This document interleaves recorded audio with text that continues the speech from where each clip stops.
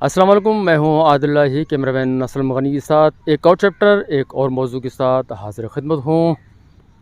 सबसे पहले पूरे पाकिस्तान को, स्पेशली पाकिस्तान फ़ुटबॉल लवर्स को, उन क्लब्स को, उन प्लेयरों को बहुत बहुत एक मुबारकबाद है, क्योंकि फ़ीफ़ा ने पाकिस्तान फ़ुटबॉल की रुकनीत बहाल कर दी है। एक बहुत बड़ी खुशी की बात है। इस हवाले से आज हमारा ये प्रोग्राम है। हमारे साथ मौजूद हैं FIFA instructor Mohammad Iqbal junior. इनसे पूछते हैं कि जो मौजूदा जो हालात है, इस वक्त जो फ़ीफ़ा पे पाबंदी हट गई है, इस बारे में आज के हमारे ये प्रोग्राम का मकसद है। बात करते हैं मोहम्मद इकबाल जूनियर से। अस्सलाम वालेकुम सर। वालेकुम अस्सलाम। सर, सबसे पहले मलिर न्यूज़ को टाइम देने का बहुत बहुत शुक्रिया। आपका भी बहुत बहुत शुक्रिया। पाकिस्तान फ़ुटबॉल से सर पाबंदी हट गई है, उसकी रुकनीत बहाल हो गई है। अब पाकिस्तान फ़ुटबॉल फेडरेशन का क्या लाएअमल होगा? बिस्मिल्लाहिर्रहमानिर्रहीम। सबसे पहले मैं तमाम फ़ुटबॉल के जो हमारे फैमिली के जो कम्युनिटी के लोग हैं उन सबको मुबारकबाद पेश करता हूँ कि फ़ीफ़ा और एफसी ने हमारे ऊपर जो है पाबंदी जो है ख़त्म की है और पाकिस्तान अब इंशाल्लाह ताला इंटरनेशनल मुकाबलों में हिस्सा लेगा और ज़ाहिर लाएअमल तरतीब दी होगी नॉर्मलाइजेशन कमेटी ने और उनके पास जो मैंडेट हैं, जो इख्तियार हैं, उन इख्तियारात के मुताबिक वो काम करेगा। और माजी में जो अफ़ज़ा खान नॉर्मलाइजेशन कमेटी ने जो काम किया जिसकी वजह से पाकिस्तान फ़ुटबॉल फेडरेशन को पर पाबंदी लगी, मैं यकीन रखता हूँ कि हमारे हारून मलिक जो चेयरमैन है इस नॉर्मलाइजेशन कमेटी के अपने मेंबरान के साथ उसने भरपूर लाएअमल तैयार किया होगा और वो फ़ुटबॉल की तरक्की के लिए और जल्द अज जल्द इलेक्शन के लिए ज़रूर वो अपने इस लाएअमल में वो कामयाब हो जाएंगे इंशाल्लाह। रुकनीत तो बाहर करती पाकिस्तान की। तो अभी जो हमारे डिपार्टमेंट यहाँ पे जो क्लब्स हैं, उन प्लेयरों की फ्यूचर क्या होगी अभी? देखिए, Pakistan football federation normalization committee को चाहिए कि वो गवर्नमेंट ऑफ पाकिस्तान को अप्रोच करें, सूबाई गवर्नमेंट को अप्रोच करें कि जितने जो हमारे डिपार्टमेंटल फ़ुटबॉल है आप उनको बहाल कराएं। सबसे पहला और वाहिद काम ये होना चाहिए। मैं समझता हूँ मैं बहुत से जो हमारे खिलाड़ी जिनको नौकरियों से निकाला गया है वो बहुत परेशानी के हालत में है। मैं खुद देख रहा हूँ, मैं खुद पेश कर रहा हूँ, मैं लोगों को, अपने खिलाड़ियों को, अपने साथियों को देख रहा हूँ, बहुत परेशानी की हालत में है। मैं पाकिस्तान नॉर्मलाइजेशन कमेटी से भी अपील करूँगा, हुकूमत पाकिस्तान से जो प्राइम मिनिस्टर जनाब शहबाज शरीफ साहब हैं उनसे अपील करूँगा। मैं वज़ीर आला सिंध जनाब मुराद अली शाह साहब से अपील करूँगा कि खुदारा चूँकि फ़ुटबॉल का कोई फुरसान हाल नहीं है, हाथ जोड़ के अपील करता हूँ कि इनके रोज़गार बहाल करें, जो हमारे डिपार्टमेंटल टीमें हैं उनको बहाल करें। ये बदकिस्मती की बात है, दुनिया में स्पोर्ट्स को आला मकाम दिया जाता है और हमारे मुल्क में स्पोर्ट की कोई सुनवाई नहीं होती, स्पोर्ट्समैन का कोई सुनवाई नहीं होता। दुनिया में तीन चीज़ें, दुनिया में सेहत, तालीम और स्पोर्ट्स। स्पोर्ट स्कूलों में कंपलसरी है और हमारे मुल्क में स्कूलों में स्पोर्ट्स होता नहीं है। ये बदकिस्मती नहीं और क्या है? मेरी ये अपील समझ लें या मेरी एक इस्तदा समझ लें, हुकूमत पाकिस्तान और गवर्नमेंट सिंध और तमाम सूबाई हुकूमतें खुदारा जो फ़ुटबॉल के बंद हमारे डिपार्टमेंटल हैं, जो इदारे हैं, उनके फौरी तौर पर बहाल करें। हम उनके शुक्रगुजार रहेंगे। सर, पाकिस्तान फ़ुटबॉल पे पाबंदी तो हट गई है। अब पाकिस्तान के जो प्लेयर्स हैं उनको और क्लब्स को क्या फ़ायदा होगा? अब मैं समझता हूँ कि क्लब के लिए फ़ायदे ज़रूर होंगे क्योंकि हमारे जो है डोमेस्टिक जो लीग हैं वो शुरू होंगे। उसके अलावा जो हमारे कप टूर्नामेंट हैं, जिस तरह चैलेंज कप, यूथ फुटबॉल के जो टूर्नामेंट हैं वो शुरू होंगे। खिलाड़ियों के लिए इंटरनेशनल जो पाकिस्तान टीम को रिप्रेजेंट करने के मौके अब मयसर हो गए हैं। तो जब फुटबॉल आपके मुल्क में शुरू होगी कवानीन के मुताबिक, तो मैं समझता हूँ खिलाड़ियों के लिए फ़ायदे ही फ़ायदे हैं। सर, सियासत जो है वो स्पोर्ट्स के अंदर शामिल हो गई है। आप समझते हैं कि सियासत से स्पोर्ट्स को नुकसान पहुंचा है? जब तक ये सियासत होती रहेगी मैं समझता हूँ फ़ुटबॉल के लिए ज़वाल है, फ़ुटबॉल के लिए बर्बादी है। मैं सबसे अपील करता हूँ जो सियासत कर रहे हैं, जो सियासत में इन्वॉल्व हैं, जिन्होंने फ़ुटबॉल को सियासत में इन्वॉल्व की है, खुदारा वो कवानीन का एहतराम करें, आइन का एहतराम करें। जो फ़ुटबॉल के हम अपने हमसाया ममालिक को देखें, ईरान वर्ल्ड कप में जब उन्होंने क्वालिफाई किया तो एशिया का नंबर 1 पहला टीम था जिन्होंने वर्ल्ड कप क्वालिफाई किया। हमारे और नेबर कंट्रीज़ हैं। इंडिया ने जो है 2 चैम्पियनशिप एशियन चैम्पियनशिप के लिए हैं, जबकि हम 73 साल से लकीर के फ़कीर हैं। ना हम ओलंपिक खेल सके, ना हम एशियन चैम्पियनशिप खेल सके, और ना ही हमने कोई वर्ल्ड कप का कोई क्वालिफाइंग राउंड सेकेंड राउंड तक हम पहुँचे हैं। तो ये सियासत की वजह है जिन्होंने फ़ुटबॉल को तबाह बर्बाद किया। लिहाजा मेरी अपील है कि लोग सियासत न करें कुर्सियों के लिए, वोट के लिए, बल्कि फ़ुटबॉल की बेहतरी के लिए काम करें। 2018 से मुसलसल पाबंदी लगी हुई थी, तो 2018 3 साल से पाकिस्तान फुटबॉल में पाबंदी थी, तो कितना नुकसान हुआ पाकिस्तान फुटबॉल को? जो हमारे हम जो है सेफ गेम से हम कट गए, एशियन गेम्स क्वालिफाइंग राउंड से हम कट गए, एशियन चैम्पियनशिप के जो 2023 अंडर 23 जो चाइना में होने वाला था उसमें हमारी टीम नहीं गई, सार गेम में हम नहीं गए, सार चैम्पियनशिप हमने नहीं खेली, सेफ गेम हमने नहीं खेली। बहुत से जो है नुकसानात, कोर्सेज नहीं हुए कोचेस के, रेफरीज के बैनुल-अक़वामी जो कोर्सेज होते हैं, कोचिंग कोर्सेज होते हैं, वो नहीं हुए, और फुटबॉल को बेतहाशा नुकसान हुआ। जो बच्चा जो है 2015 से लेके अब तक जो है अंडर 12 में था, उसके लिए तो बहुत ही वो गलत जो है रुझान मैं देख रहा हूँ कि 12 साल बच्चा जिसको अंडर 14, 15, 16, 17, 18, 19 तक खेलना था, वो उनको नहीं खेल पाया। सर 3 साल मुसलसल पाबंदी के दौरान मैंने कोचेस थे या सीनियर प्लेयर्स थे, उनसे मैंने बात करने की कोशिश की, तो उन लोगों का मतलब वो ख्याल आता है कि पाकिस्तान फ़ुटबॉल की अभी कोई फ्यूचर नहीं है। तो ग्रास रूट के जो प्लेयर हैं या जो यंग प्लेयर हैं, उनको जो है वो हौसला अफजाई नहीं हो रही थी, उनकी दिलशिकनी हो रही थी, और हमारे सीनियर प्लेयर जो हैं उस वक्त मुसलसल उनकी हौसला अफजाई नहीं कर रहे थे कि अभी पाकिस्तान में कोई फ़ुटबॉल का फ्यूचर नहीं है, अभी आप फ़ुटबॉल खेलना छोड़ दें।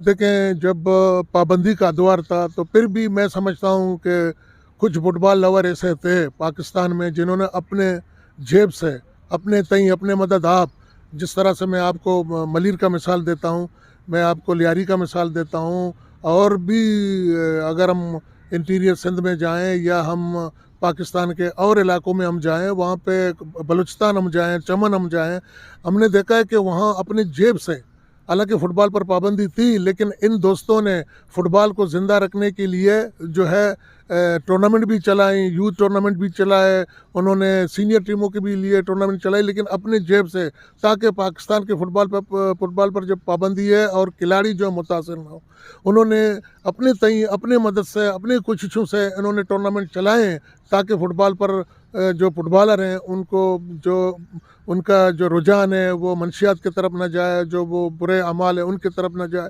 तो उन्होंने कोशिश की, लेकिन बदकिस्मती यही है कि हमारे जो फुटबॉल के जो स्टेक होल्डर हैं उन्होंने सिर्फ सियासत की है, उन्होंने ग्रास रूट लेवल पर भी काम नहीं किया है, उन्होंने सीनियर लेवल पे भी काम नहीं किया है, उन्होंने सिर्फ और सिर्फ वोट के लिए जो है ना उन्होंने पॉलिटिक्स की है। उनसे मैं गुजारिश करता हूँ कि इन ग्रास रूट लेवल पे काम करें, बच्चों के लिए काम करें, ताकि फ़ुटबॉल में हमारे बच्चों को फ़ायदा मिले और ये रुझान ख़त्म हो कि हमारे ऊपर बार बार आके पाबंदी लगे और हम पाबंदी के ज़द में आए। आप लोग एक साथ होकर काम करें, आइन और कानून के मुताबिक जो रेगुलेशन है, इंशाल्लाह ताला हमारे ग्रास रूट फुटबॉल को फ़ायदा होगा। मोहम्मद इकबाल जूनियर एक बहुत बड़ा नाम है, क्योंकि मलिर के हवाले से अगर हम बात करें तो मोहम्मद इकबाल जूनियर मलिर के लिए मतलब आप फ़ीफ़ा से मुंसलिक हैं, फ़ीफ़ा इंस्ट्रक्टर हैं, तो आप मलिर के फुटबॉल के लिए मैं आप इंडिविजुअली आपसे बात कर रहे हैं, तो आप क्या करना चाहते हैं और आपका क्या प्लान है? देखिए, बेसिकली मैं, अगर मुझे देखा जाए, मैं एक टेक्निकल ऑफिशियल हूँ रेफरिंग साइड में, और मुझसे रेफरिंग साइड में जो भी हुआ है मैंने अपने मदद आपके तहत अपने जेब से, मैंने मलिर हो चाहे, बल्कि मलिर के अलावा भी मैंने पूरे सिंध में जो है रेफरीज कोर्सेज़ किए हैं। अभी मैं पिछले महीने सख्त गर्मी में 44 डिग्री सेंटीग्रेड में मैं सांगड़ गया था, वहाँ बच्चों का एक वो था समर कैंप था, वहाँ मैंने 3 दिन गुजारे। लेकिन मैं, चूँकि मेरा ताल्लुक़ मलिर से है और मैं मलिर की बात करूँगा, तो मलिर में मैं मलिर के दोस्तों को मैं सबसे ज़्यादा मुबारकबाद इस वजह से पेश करता हूँ कि उन्होंने फ़ुटबॉल को नहीं रोका है, वो फ़ुटबॉल के लिए काम कर रहे हैं। कतई नज़र उससे कि मेरा किसी से कोई इख्तिलाफ़ है या नहीं है, उससे हटकर मैं उनको शाबाशी देता हूँ कि उन्होंने मलिर के फ़ुटबॉल में मेहनत की है और मलिर के फ़ुटबॉल को एक सतह पे, इंटरनेशनल सतह पे मैं नहीं कहता हूँ, एशियन सतह पे नहीं, लेकिन अपने पाकिस्तान के एक सतह तक उन्होंने पहुंचाया है और उन्होंने फुटबॉल को चलाया है। मैं उम्मीद रखता हूं बल्कि मैं मुझ समेत मैं खुद भी, मेरा जो शोबा है मैं उस पर काम करूं और जो मुझसे काम लेना चाहता है इंशाल्लाह ताला मैं उनके लिए हाजिर हूं फुटबॉल के हवाले से इंशाल्लाह। जिस तरह आपने बात की रेफरियों की, आप माशाल्लाह रूल्स और लॉ को अच्छी तरह से जानते भी हैं। तो इस वक्त मैं मलिर की और लियारी की बात करूंगा। रेफरी का वो मेयार नहीं है, क्योंकि ये मैंने काफ़ी जो है ऑब्ज़र्व किए मैचों को, तो रेफरी का वो मेयार नहीं है, क्यों? देखें, आपको भी पता है, हम सबको पता है कि पाकिस्तान फुटबॉल फेडरेशन पर 2015 से जो है एक वबाल आई है और अफरा तफरी का माहौल है, पॉलिटिक्स है, सियासत है, नॉर्मलाइजेशन कमेटी आती है, वो इलेक्शन कर नहीं पाते। हर बंदा चाहता है कि मैं आ जाऊं और फुटबॉल के इक़्तिदार पे काबिज़ हूं, लेकिन मैं समझता हूं जब तक कवानीन पर हम नहीं अमल नहीं करेंगे तब तक ना हम अपने रेफरियों को आगे लाएंगे, ना और फुटबॉल के जो पार्ट्स हैं, हिस्से हैं फुटबॉल के, जैसे स्पोर्ट मेडिसन है, कोचिंग है, रेफरिंग है, उन पर हम अमल करवाएंगे।